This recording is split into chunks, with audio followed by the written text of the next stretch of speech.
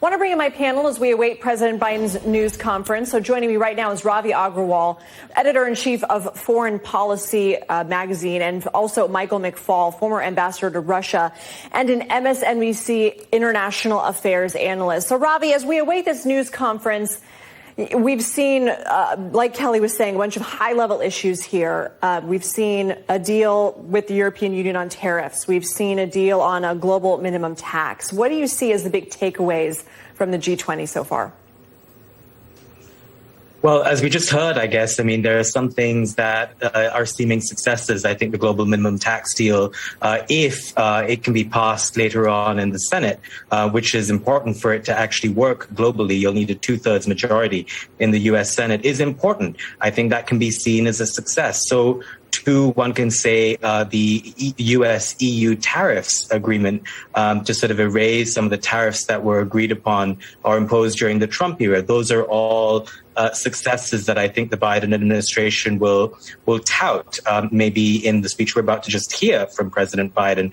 But I think, that might be the message back home here in the United States. But globally, I think people around the world are going to want a lot more detail in terms of A, vaccines, and B, climate commitments. On the vaccine front, no matter what gets agreed today, and we still don't know all the details, but the fact remains that only about 300 million vaccines are going to be made available to the global south this year. And that simply isn't enough. In most poor countries, only 4% of people are vaccinated. And we know that, A, that isn't good enough for those countries, but also that if, those places aren't safe, then it's very clear that we could have, other variants of the coronavirus that could come back and hurt the rich world. So that's an area where I think a lot of people in other countries will be looking closely to see, what can emerge, and really, so far, not enough has. But then lastly, with climate agreements, I think this is the big sticking point, because we knew going into this that the world needed to raise a lot more money for climate financing around the world. The basic $100 billion a year that had been promised earlier still hasn't been met. And the truth remains, we need trillions, not just $100 billion.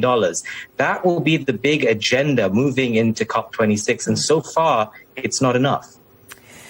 Mike, we have two world leaders who were absent, at least in person, from G20, Russia's Vladimir Putin and China's Xi Jinping. What's your take here on the president's first in-person meeting with global leaders? How do you think he's done on the world stage?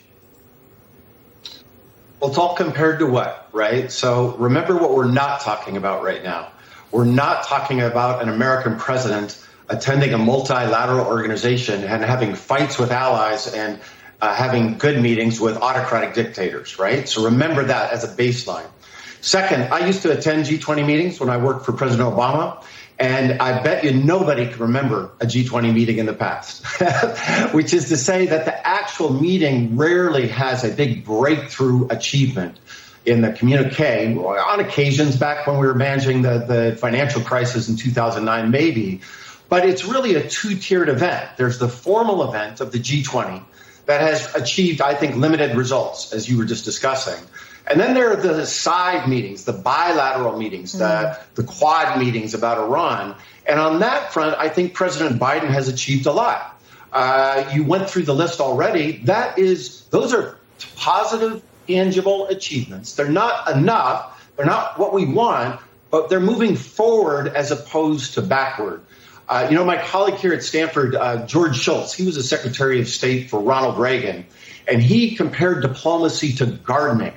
And I think that's, you got to work it. You got to pull out the weeds. You got to nurture these things and move forward. And I think if you think about Biden in that sense, he looks like a world leader again. And by the way, it helps that Xi Jinping is not present. It helps to make it look like this is a meeting that he is the focal point, when President Xi Jinping chose not to be there. Maybe we can liken it, Mike, to the fact that all of us are virtual, but whenever we're all in a meeting together, you do get creative juices flowing. You are making those interpersonal relationships, and it's easier to do in person than it is virtually. Obviously, everything was virtual last year for a very good reason.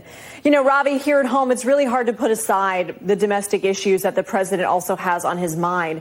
How much does that impact how he's viewed by other world leaders?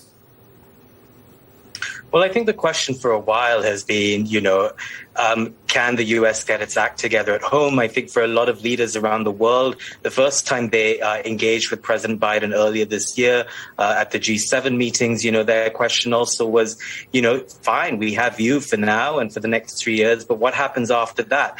And I think this is going to be a constant trope of the next 3 odd years where the world is going to look to the United States and see, can it deliver at home as it tries to corral support for, initiatives like climate change? But I think all of that said, and this is where I agree with Ambassador McFaul, I think sometimes the world can be tough on the United States on a lot of these things. And ultimately, warts and all, what America is displaying to the world is democracy and debate, even when it doesn't work. And I think, the challenge, of course, is to try and inch forward as much as it can at home while still being able to sort of fight for the big causes globally. It may not be enough, and it certainly isn't enough, but at least you can fight. And I think that really is the theme of American global diplomacy. And I think it's the message that U.S. leaders try to take when they go abroad. Just one last thing. I really like the analogy that Ambassador McFaul mentioned right now about gardening and watering the plants. And that's absolutely true. But if you look at what other world leaders will say and people in the global south will say, and I think their critique, in as much as it needs to be aired out, is that, this is much more than gardening. The house is on fire and we need much more sort of in terms of financing deployed. And again, if you're in the global south, you look at the amount of money that the United States has been able to sort of deploy when it comes to COVID relief, when it comes to initiatives at home. I think that's the level of commitment that world leaders are going to have to try and find ways to deploy at the climate summit coming up. As we still wait to hear from President Biden, Mike, you had mentioned Trump, and even though he's not there, do you think there's a lingering impact of his presidency here when it comes to potential skepticism that whether America can be trusted to keep its word on some of these deals? Yes, Ravi's absolutely right that all leaders around the world and people I interact with in these countries all want to know, is this the interregnum? Is Biden the last hurrah of an earlier era, and we're going to return to a new norm of the Trump era in 3 or even 8 years or not? I don't think there's anything President Biden can do about that other than just keep working forward, making things happen, pushing his domestic agenda, which I think will have a very positive impact on the way the rest of the world perceives. I think we're in the storm before the calm. I think he's going to have some big wins coming up soon, and that will demonstrate leadership too. We always think about how does the international affect the domestic. Don't forget, domestic achievements also affect the international, and those will be big wins for President Biden and his administration. But yeah, there's always the lingering, well, how long is he going to be around? Yeah. I don't think there's much he can do about it other than just to try to put wins on the board now and create momentum for the future. All right, Ambassador Michael McFaul, Ravi Agrawal, thank you both so much for being with us and starting us off.